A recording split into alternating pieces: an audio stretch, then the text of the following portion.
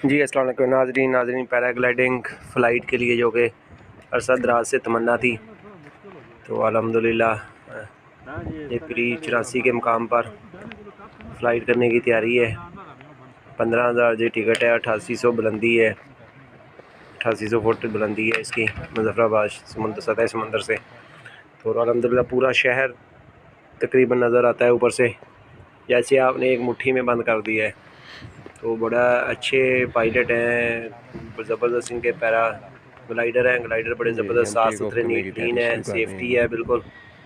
हमारा glider open हो गया। जवाद भाई है ये पायलट जिनके साथ मैंने की, और फ़ाहद भाई की मेहरबानी से मेरी जो है टिकट में थोड़ी सी कमी पेशी हो गई थी, तो उनका शुक्रिया। तो बाइक टूर था ये हमारा 8 दिन का, तो बड़ा ज़बरदस्त हमारा बाइक टूर है। पूरा आज़ाद कश्मीर देखा है अल्हम्दुलिल्लाह हमने।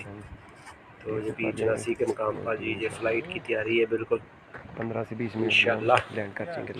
मुकम्मल फ़्लाइट जो है वो भी वीडियो इसी चैनल पे अपलोड होगी। मौसम काफ़ी साफ़ हो गया है।